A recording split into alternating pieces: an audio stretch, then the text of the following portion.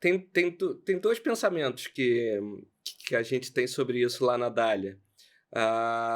O primeiro deles é de que, sim, fazer cagada acaba levantando questionamentos. Uhum. O pulo do gato é que a capacidade de um país tomar dívida, ela varia de acordo com quão bom é o seu país.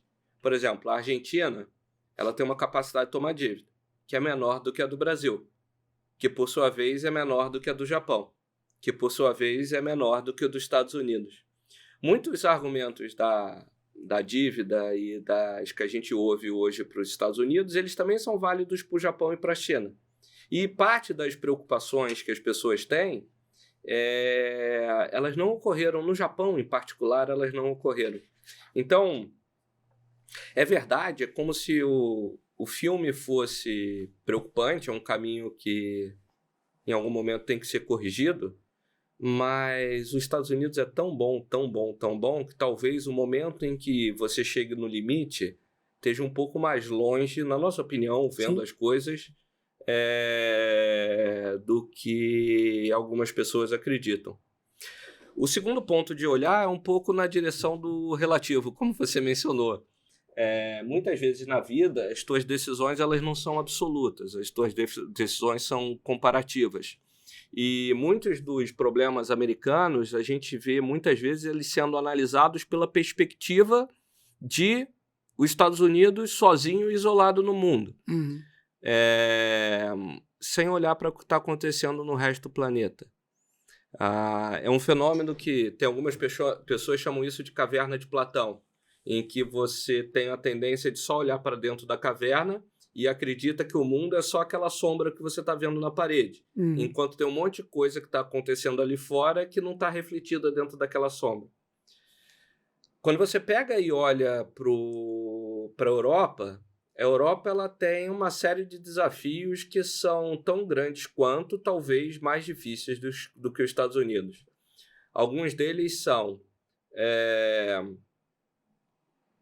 A Europa ela tem uma demografia que é incrivelmente ruim.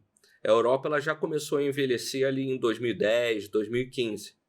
A parte do problema demográfico ele é resolvido com imigração. Mas tem um problema que se a tua demografia ela é muito, muito, muito ruim, você precisa ter muita imigração para compensar. Só que quando você tem uma imigração alta, ela gera instabilidade social, principalmente dependendo se o tipo de imigrante que você estiver recebendo ele for de uma cultura mais similar à sua. Então, você já vê problemas dessa natureza, tensões dessa natureza na Suécia, na Inglaterra, na Alemanha, em alguns lugares que reclamam desse equilíbrio. Outro problema que a Europa tem é que boa parte da aposta geopolítica europeia, qual que era? Eu vou comprar energia barata da Rússia, eu vou ter uma zona monetária em comum, em que, com a produtividade do produtor alemão, e uma moeda que é um pouco mais fraca do que deveria ser porque é uma zona monetária comum, eu vou criar uma plataforma exportadora e eu vou crescer desse jeito. Uhum. Essa aposta com a guerra ela foi por água abaixo. Não, ninguém quer ficar dependendo de uma Rússia, por exemplo, para poder ter gás. Então, a Alemanha fechou todas as usinas nucleares. A energia barata da Rússia, nego explodiu o Nord Stream, que era o gasoduto. São decisões políticas difíceis pelos próximos anos, na nossa visão, na Europa e mais difíceis do que nos Estados Unidos. Quando você vai para a China, a mesma situação se repete. Para começar, a China tem controle de capitais.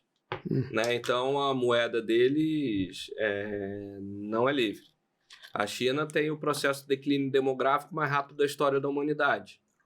A economia chinesa, a gente tem preocupação com a dívida americana? Tem que monitorar. Mas a economia chinesa tem mais dívida do que a economia americana. Eles estão passando por um processo de desalavancagem do setor imobiliário. Como tinha controle de capitais e uma certa desconfiança do setor bancário, as pessoas faziam parte da sua poupança comprando imóveis. Uhum. O pulo do gato é que se você começa a ter 5, 10 anos de excesso e a sua população começa a encolher, chega num momento em que tem um monte de imóvel vazio que você comprou com dívida e que você não tem para quem vender. É como se fosse uma bolha estourando. Isso é um problema bem difícil de resolver. Uhum. É um problema que demora bastante tempo, na nossa opinião. Então, quando a gente pega e olha assim, tem problema nos Estados Unidos? Tem. Mas tem problema na Europa, tem problema no Japão, tem problema na China também. Quais que são, quando você bota na balança as coisas positivas e negativas de cada país, de cada região, pode ter um pouco mais de diversificação. O dólar não é 70, é 60. Mas é natural que tenha uma leve caída. Mas o segundo lugar parece muito distante Muito, é. ainda do dólar nos Estados Unidos.